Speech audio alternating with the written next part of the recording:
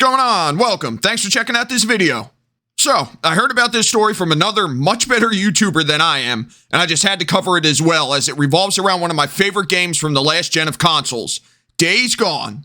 And coming from someone who has never cared for zombie apocalypse games, it's quite the feat for a video game set in that genre to end up as one of my favorite video games. But it was freaking awesome. The zombie horde events were some of the most intense and fun gameplay experiences I've had in the past 5 years. So, needless to say, I highly recommend it. It's also on PC if you aren't a PlayStation player.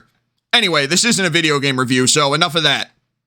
So, former Bend Studio director John Garvin is speaking up once again about the fact that when Days Gone was originally released in 2019, numerous fake gamer woke activist journalists gave the game especially weak reviews because the main protagonist, Deacon St. John, was a white biker dude. Now, I know the wokies will immediately be triggered by this claim and will start smashing at their keyboards to leave a gaslighting comment, but too bad for them, it's true, and we have the receipts.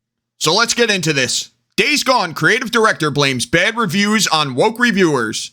It's been over 3 years since Days Gone launched, nearly 2 since directors Jeff Ross and John Garvin left.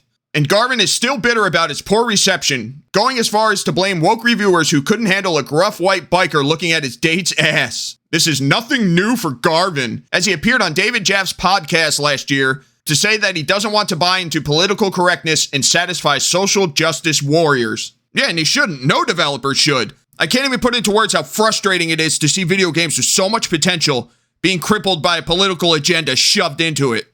This was a clear reference to complaints that The Last of Us Part 2 was too woke, a sticking point that Garvin has repeatedly claimed as the reason for why Days Gone underperformed critically, and one he sticks to even today.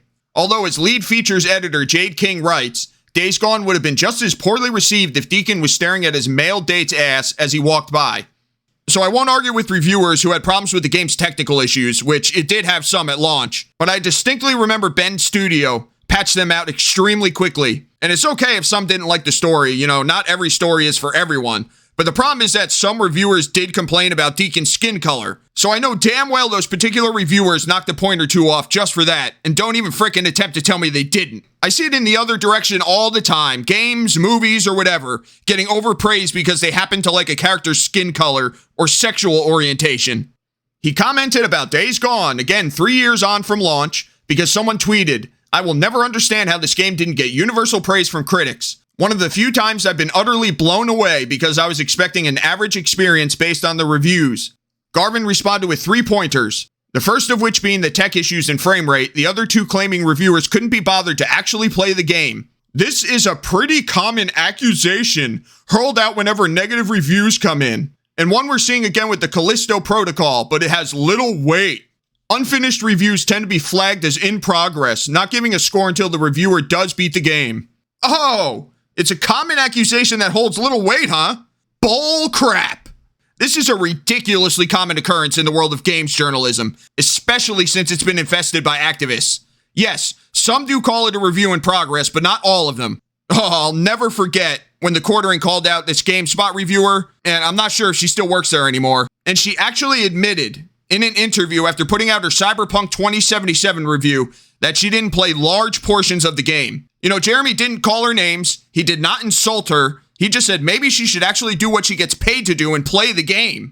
And by the way, the Twitter mob went absolutely insane over that and tried to cancel him big time. Then you have this guy who tweeted this at the beginning of the year, who said flat out that reviewers don't need to finish games to write reviews.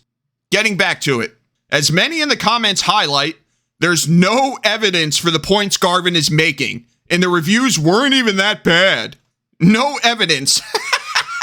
My God, I'm done reading this garbage. So the writer actually claims there's no evidence for John Garvin's claims. Well, I just showed you that not finishing games is something that reviewers actually admit to doing. And here you go. Here are the receipts for reviewers criticizing Deacon for being a white guy. I had to dig up this Bounding into Comics article from 2019 just to get them. IGN and Kotaku writers complain about Days Gone's white protagonist. The developers behind the game, Sony Dev, I'm not really sure what that means, Sony Dev, recently showed off their game to a number of video game publications, including IGN and Kotaku, who took issue with the main protagonist being white in the so-called whiteness of the game. So this is what Ryan from IGN wrote about Days Gone in 2019. Days Gone makes some interesting choices that kept my play session engaging, and the sections of its story that I experienced piqued my interest enough that I was legitimately frustrated that I could not continue playing at the end of the demo. While I will admit that I initially rolled my eyes at yet another gruff white male protagonist in a grim world, especially one with such a gruff white male protagonisty name as Deacon St. John, I ended up getting far more invested than I had initially expected. I shouldn't be surprised, I suppose.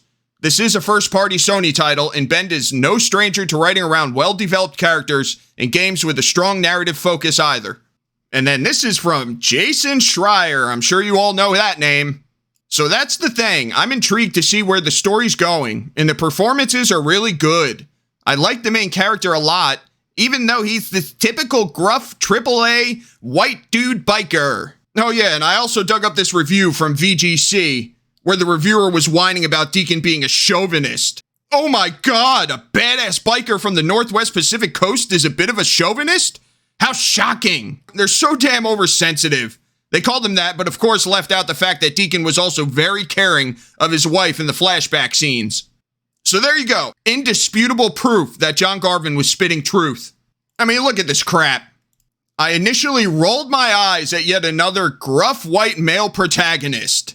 I'll tell you what makes me roll my eyes when I see reviewers belly aching over or praising video game characters for being or not being a certain race, sexual orientation, or gender identity. And these journalists even made it sound like they were enjoying what they saw of the game way back then. Yet they just could not help themselves, and they still complained about his skin color anyway. These insufferably woke activists are obsessed with identity politics. And when I see a game that is highly praised by the actual customers on Steam and on Metacritic, but the reviewers gave it much lower scores, so don't even try to gaslight me that at least a few reviewers didn't knock the game a point or two for having the white male protagonist, or reviewing it lower because they probably didn't even play through the entire game, and you won't convince me otherwise. So, good for you, Jeff Garvin. Never give in to the woke mob. Anyway, let me know what you think of Jeff Garvin in the comments down below. If you enjoyed this, you can check out one of these other videos I posted recently, or consider hitting that subscribe button if you enjoy my content. I'll catch you all later.